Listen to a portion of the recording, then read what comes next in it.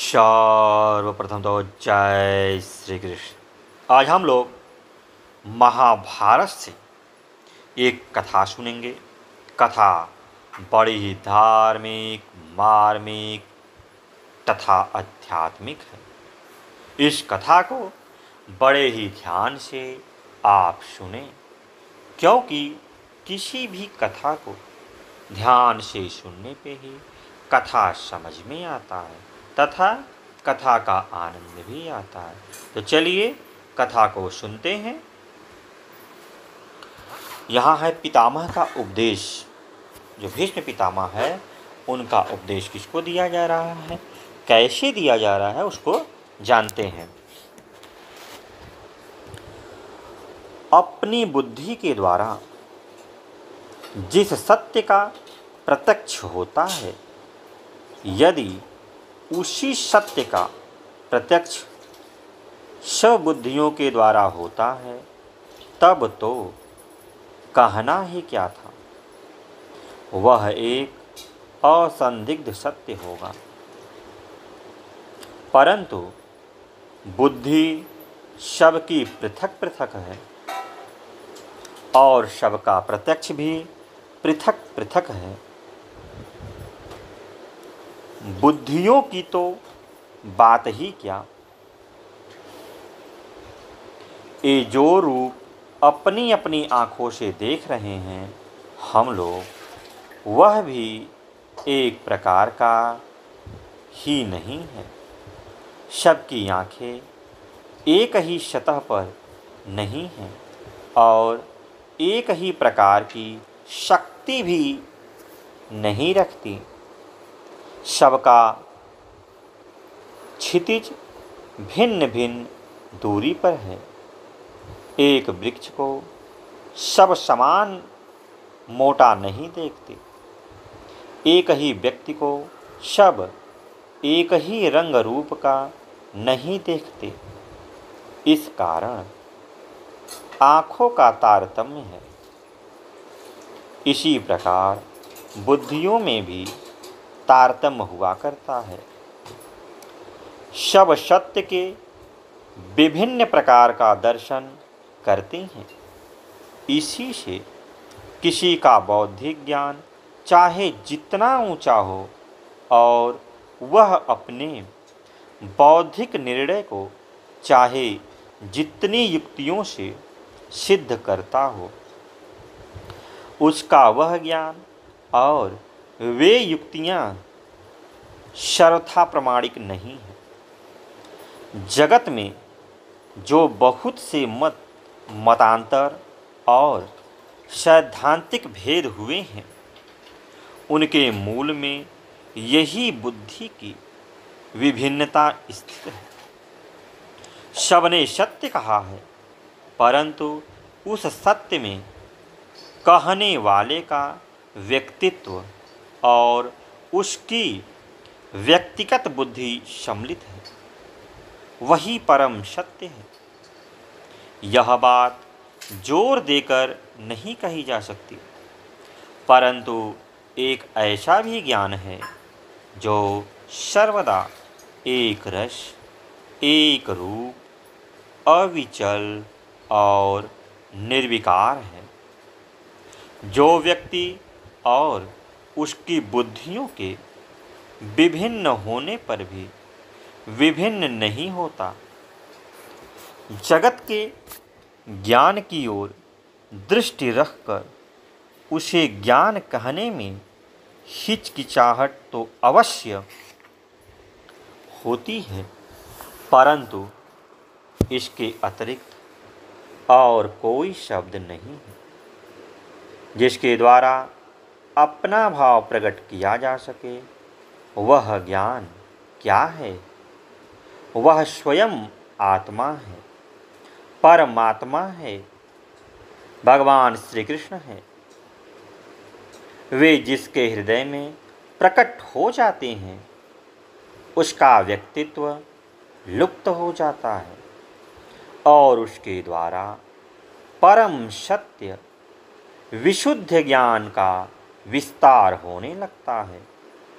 दूसरे शब्दों में हम यह भी कह सकते हैं कि भगवान श्री कृष्ण का दिया हुआ ज्ञान ही सच्चा ज्ञान है। अपनी बुद्धि से प्राप्त हुआ ज्ञान तो सर्वथा अप्रामाणिक और आश्रयहीन ज्ञान है।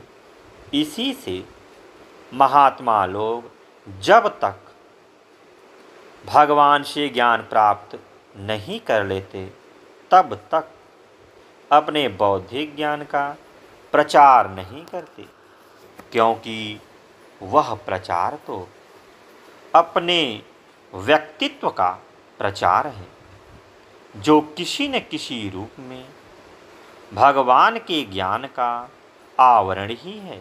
हाँ, तो अब तक यह बात कही गई है कि महात्मा लोग अपने व्यक्तिगत ज्ञान का नहीं, भगवत प्रदत्त ज्ञान का विस्तार करते हैं। भीष्म का इतना जीवन अध्ययन कर लेने के पश्चात हम निसंकोच भाव से कह सकते हैं कि भीष्म महात्मा पुरुष हैं। उनका जीवन निष्काम कर्मयोग का मूर्तिमान स्वरूप है। उनके जीवन में महान पुरुषार्थ भरा हुआ है। भगवान पर उनकी अविचल श्रद्धा है। वे एक क्षण के लिए भी भगवान को नहीं भूलते और यहाँ तक कि स्वयं भगवान भी उनका ध्यान करते हैं। उन्हीं भीष्म के द्वारा भगवान के ज्ञान का विस्तार होने वाला है। यही बात इसके पहले अध्याय में आ चुकी है कि भीष्म ने अपने व्यक्तिगत ज्ञान का उपदेश करना अस्वीकार कर दिया। भगवान श्री कृष्ण ने उन्हें अपने ज्ञान का दान किया। अब भीष्म वास्तव में ज्ञान उपदेश करने के अधिकारी हुए। ऐसे अधिकार पर आरूढ़ होकर जो ज्ञान का उपदेश करता है वही सच्चा उपदेशक है। यो तो आजकल उपदेशकों की बाढ़ आ गई है, परंतु कौन है भीष्म जैसा उपदेशक जिसे भगवान का साक्षात आदेश प्राप्त हुआ है। पूर्व निश्चय के अनुसार दूसरे दिन सब लोग भीष्म पितामह की शरशय्या के पास उपस्थित हुए। बड़े बड़े ऋषि महर्षि पहले से ही आ गए थे। देवर्षि नारद और युधिष्ठिर की प्रेरणा से भगवान श्री कृष्ण ने भीष्म पितामह से वार्तालाप प्रारंभ किया। श्री कृष्ण ने कहा, पितामह, आज की रात में आपको कोई कष्ट तो नहीं हुआ? आपका शरीर पीड़ा रहित और मन शांत है ना? पितामह ने कहा, श्री कृष्ण, तुम्हारी कृपा से मोह, दाह, थकावट, उद्वेग और रोग सब दूर हो गए। तुम्हारी कृपा दृष्टि के फल स्वरूप मुझे तीनों काल का ज्ञान हो गया है। वेद, वेदात्मक धर्म, सदाचार, वर्ण आश्रम, देश, जाति और कुल के धर्म सब मेरे हृदय में जाग गए हैं। इस समय मेरी बुद्धि निर्मल और चित्त स्थिर है। मैं तुम्हारे चिंतन से पुनः जीवित हो गया हूँ। अब मैं धार्मिक और आध्यात्मिक प्रश्नों का उत्तर दे सकता हूँ, परंतु एक बात तुमसे पूछनी है, वह यह कि तुमने स्वयं युधिष्ठिर को उपदेश क्यों नहीं दिया? श्री कृष्ण ने कहा, पितामह, संसार में जो कुछ कल्याण और कीर्ति दिख रही है उसका कारण मैं ही हूँ। संसार के सब भाव मुझसे पैदा हुए हैं।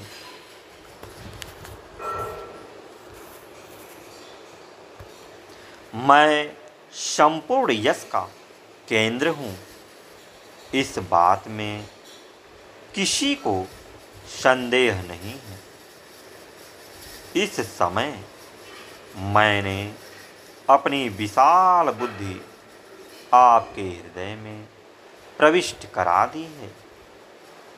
मेरी इच्छा है कि आपके द्वारा ही उपदेश हो और वह संसार में वेद वाक्य की भांति स्थिर रहे। जो आपके उपदेशों का अनुसरण करेगा उसका लोक, परलोक और परमार्थ बनेगा। जन्म से लेकर आज तक आप में कोई दोष नहीं देखा गया। आप धर्म के मर्मज्ञ हैं। आपने जीवन भर सत्संग किया है। ऋषि और देवताओं की उपासना की है। मैं आपकी कीर्ति को अस्थायी बनाना चाहता हूँ। आप मेरी और सबकी इच्छा पूर्ण करें। आपका कल्याण होगा। श्री कृष्ण की आज्ञा पाकर भीष्म पितामह ने युधिष्ठिर को प्रश्न करने की आज्ञा दी।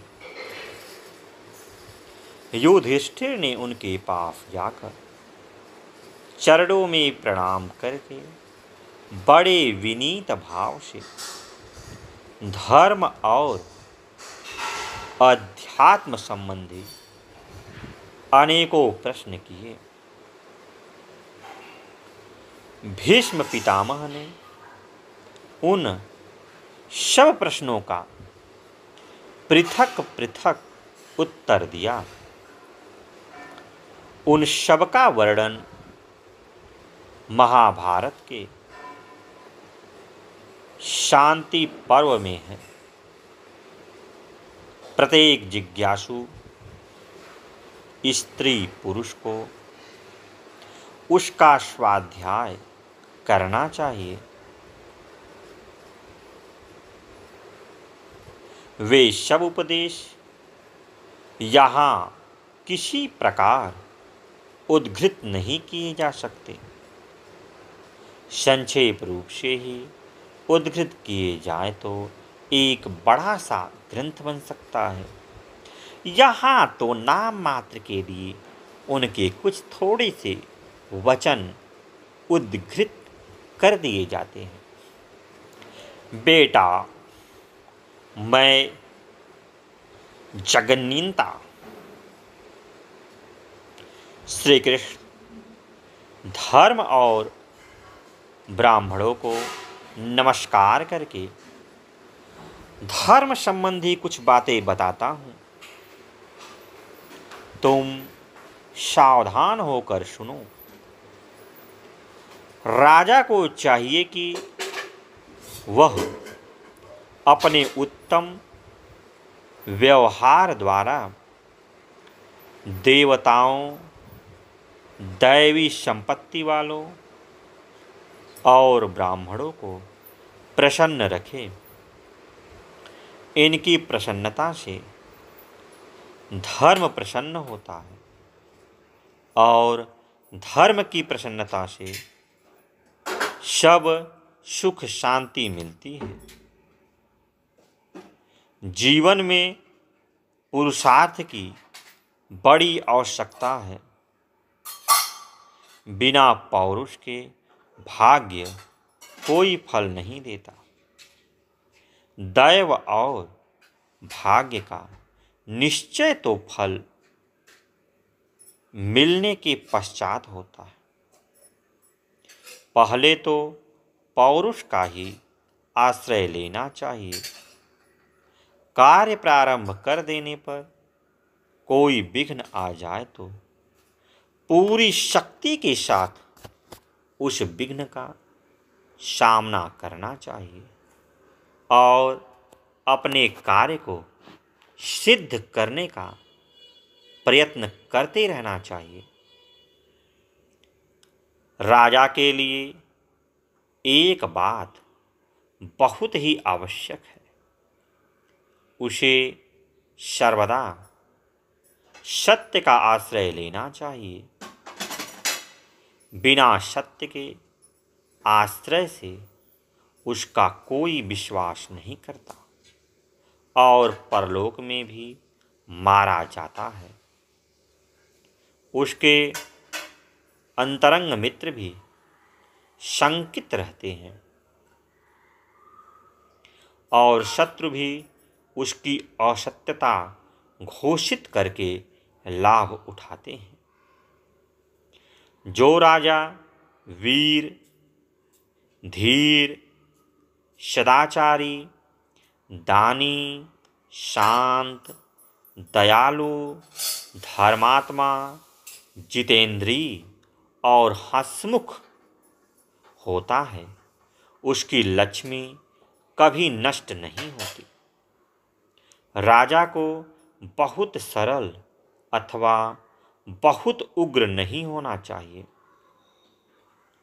सरल का कभी रोब दाब नहीं रहता और उग्र से सब भयभीत रहते हैं। उसे असली बात का पता नहीं चलता। राजा का एकमात्र कर्तव्य है धर्म की रक्षा। धर्म की रक्षा में ही प्रजा की रक्षा। धर्म की रक्षा इसलिए है कि उससे प्रजा का हित होता है। प्रजा के सुख दुख को अपना सुख दुख समझना ही राजा का परम कर्तव्य है।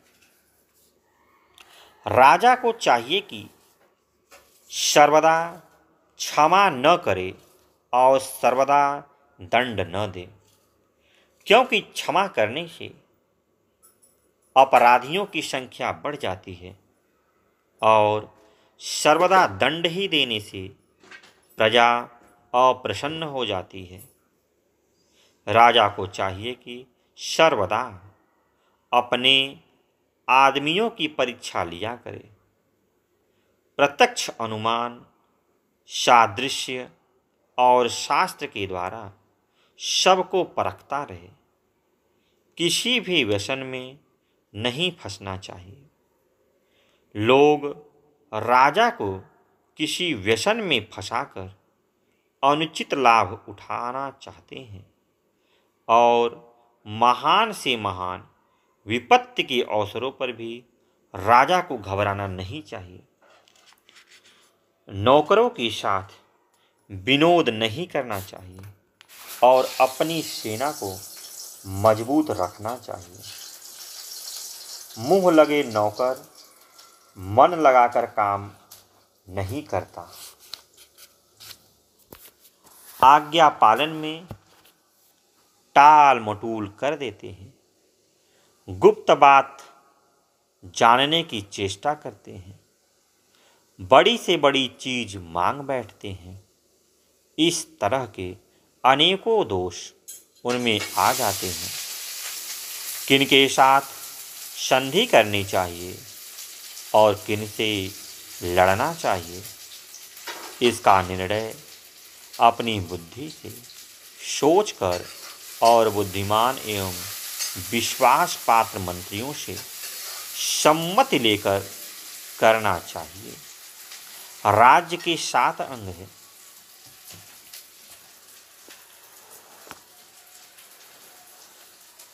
स्वामी, मंत्री, सूर्योदय, कोष, राष्ट्र, दुर्ग और सेना। इनका विरोधी चाहे कोई क्यों न हो, उनका नाश कर देना चाहिए। इसी प्रकार राजाओं के अनेक धर्म हैं। इनकी स्थिति लोगों की रक्षा करने के लिए ही है। ब्राह्मणों को अपने वर्णोक्त धर्म में अविचल भाव से स्थित रहना चाहिए। धनुष चलाना, शत्रुओं को मारना, खेती, रोजगार, पशुपालन और नौकरी ब्राह्मणों का धर्म नहीं है। अध्ययन करना, अध्यापन करना, यज्ञ करना और यज्ञ कराना, दान देना और दान लेना ब्राह्मणों के ये 6 कर्म कहे गए हैं।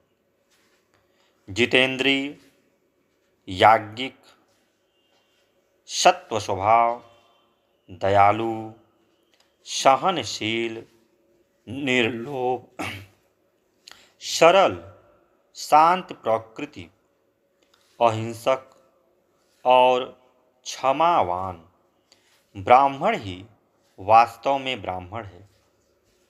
ब्राह्मण एक स्थान में रहकर शरीर के द्वारा कोई क्रिया न करके भी सारे जगत का कल्याण कर सकता है। उसका वेद मंत्रों का उच्चारण, हवन, शुभ संकल्प ही संसार के लिए बहुत उपयोगी है। क्षत्रिय ब्राह्मण का रक्षक है। वैश्य ब्राह्मण और क्षत्रिय दोनों के भोजन, वस्त्र आदि की व्यवस्था करने वाला है। ये तीनों वर्ण एक दूसरे के सहायक हैं। इन तीनों के साथ शूद्र का बड़ा घनिष्ठ संबंध है। सच्ची बात तो यह है कि इनकी सहायता से ही धर्माचरण हो सकता है। इसलिए क्रिया के अधिकार में अंतर होते हुए भी सब धर्म के समान फल के अधिकारी हैं। 4 आश्रम हैं: ब्रह्मचर्य, गृहस्थ, वानप्रस्थ और सन्यास।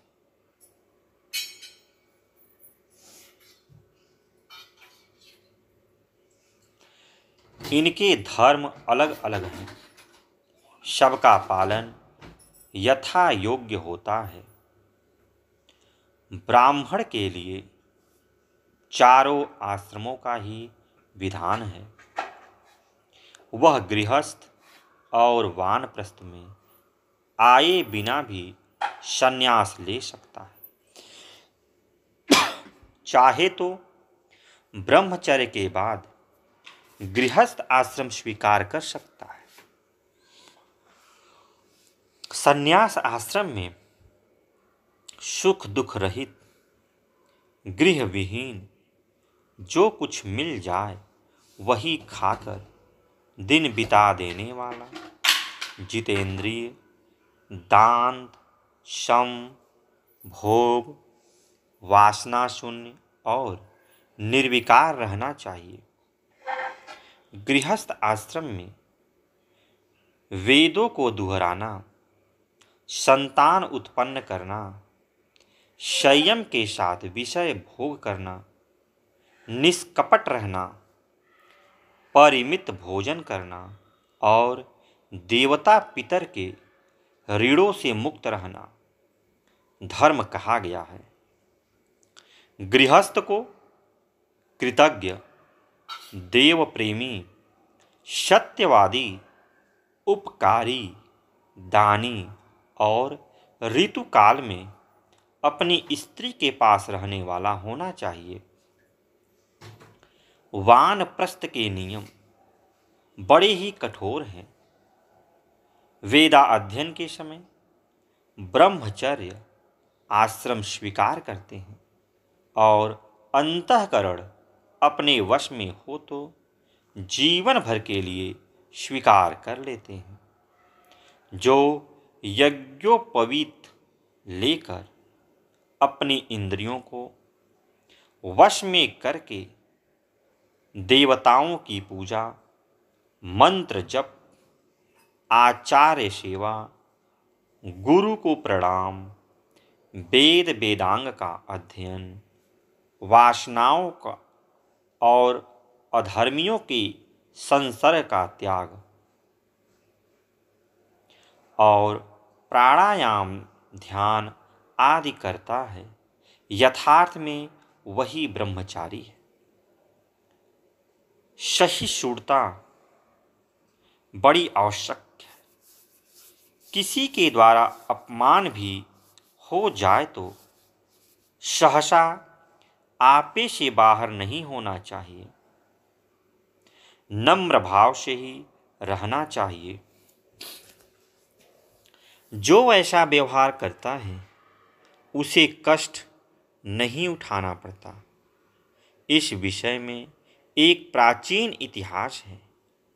एक बार समुद्र ने अपने में मिलने वाली नदियों से पूछा कि नदियों, तुम्हारे प्रवाह में बड़े बड़े वृक्ष जड़ से उखड़े हुए आते हैं, परंतु आज तक किसी के प्रवाह में बेंत का वृक्ष नहीं आया। इसका कारण क्या है? क्या तुम लोग अपने तट पर लगे हुए बेंतों को तुच्छ समझकर उन्हें लाती ही नहीं हो अथवा उनसे तुम्हारी मित्रता है? इसके उत्तर में श्री गंगा जी ने कहा कि स्वामिन, दूसरे वृक्ष हमारे आने पर अकड़े हुए खड़े रहते हैं। वे एक प्रकार से हमारा विरोध करते हैं, परंतु बेंत ऐसा नहीं करता। वह हम लोगों के वेग को देखकर झुक जाता है और प्रवाह का वेग निकल जाने पर ज्यों का त्यों खड़ा हो जाता है। वह अवसर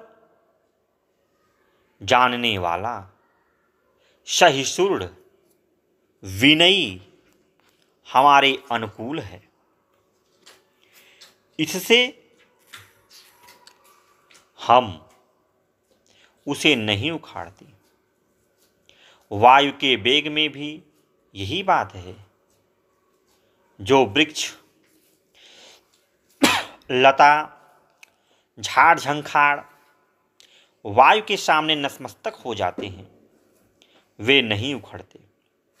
नम्र हो जाना बुद्धिमानों का लक्षण है। मनुष्य को सर्वदा चरित्रवान होना चाहिए। प्रहलाद ने चरित्र के बल से इंद्र का राज्य प्राप्त कर लिया। इंद्र को बड़ी चिंता हुई। वे अपने गुरु के पास गए, उन्हें राज्य प्राप्ति का उपाय पूछा। तब देवगुरु बृहस्पति ने कहा कि ज्ञान प्राप्त करो। इंद्र ने जब इससे भी उत्तम उपाय पूछा तब उन्होंने शुक्राचार्य के पास भेज दिया। शुक्राचार्य ने प्रहलाद के पास भेजा। इंद्र वेश बदलकर प्रहलाद के पास पहुँचे और उन्होंने उनसे प्रार्थना की, आप मुझे ऐश्वर्य प्राप्ति का उपदेश कीजिए। प्रहलाद ने कहा, मैं राजकाज में लगा हूँ, मुझे उपदेश करने का अवसर ही कहाँ है। तब इंद्र ने कहा, आपको जब अवसर मिले तभी उपदेश कीजिएगा। तो आज के लिए इतना ही, फिर किसी दिन अन्य वीडियो में मिलते हैं। तब तक के लिए जय श्री कृष्ण, जय श्री कृष्ण।